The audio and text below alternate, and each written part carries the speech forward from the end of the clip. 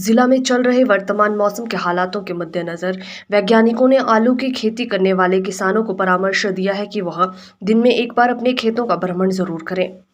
आलू की फसल में आ रहे बदलाव को जरूर नोटिस करते हुए उसे वैज्ञानिकों के साथ साझा करते रहें। यदि आलू के पत्तों पर काले रंग के धब्बे नजर आते हैं तो अवश्य उसका हल करने की तैयारी करें। इस समय अर्ली ब्लाइट की संभावना हो सकती है, लेकिन अर्ली ब्लाइट से ज्यादा लेट ब्लाइट आलू की फसल के लिए खतरनाक है।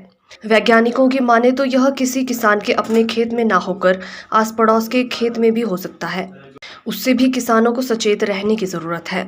यदि किसी प्रकार की दिक्कत नहीं भी आ रही है तब भी फसल पर वैज्ञानिकों द्वारा सुझाई गई दवाओं का छिड़काव कर सकते हैं।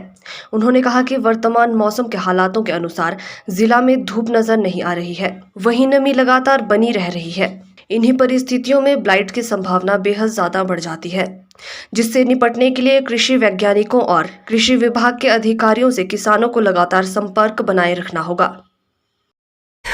करें मौसम की बात जहाँ तक, तो अभी जो मौसम है जनवरी का महीना है और करीब आलू की फसल एक महीने की करीब लोगों की हो चुकी है, एक महीने या एक महीने से कुछ ज़्यादा की।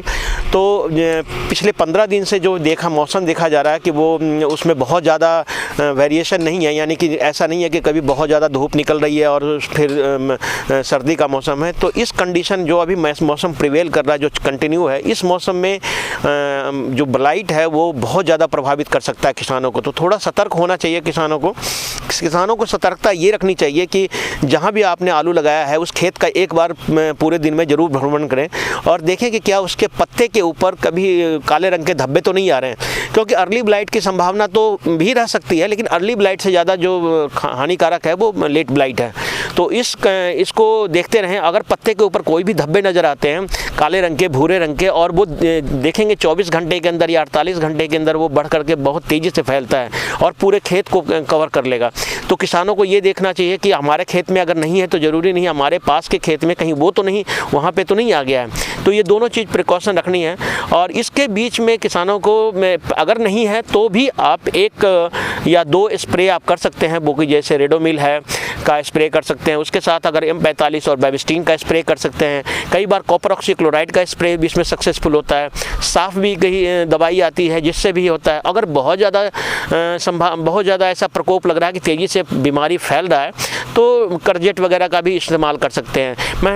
कहने का जो मेरा मतलब है कि किसान ये इसमें ना रहें कि क्योंकि धूप निकल नहीं रहा है, ह्यूमिडिटी बहुत ज़्यादा है और नमी बने रहने से और धूप नहीं निकलने से पत्ते के ऊपर जो नमी बनी हुई है उसमें चांसेज होता है कि ब्लाइट की संभावना बढ़ जाती है। तो किसान भाइयों, कृषि विज्ञान केंद्र के में वैज्ञानिक भी बैठे हैं, आप उनके से भी कांटेक्ट करके इसके बारे में बात कर सकते हैं और कृषि विभाग भी इसमें काफ़ी ज़्यादा सहयोग करता है। तो जानकारी किसान लेते रहें और उनको फ़ोन करके पूछें अगर किसी तरह से आपके एरिया में अगर ब्लाइट की संभावना कहीं दिख रही है तो पहले से बताएं ताकि इसका सही समय पे इलाज किया जा सके।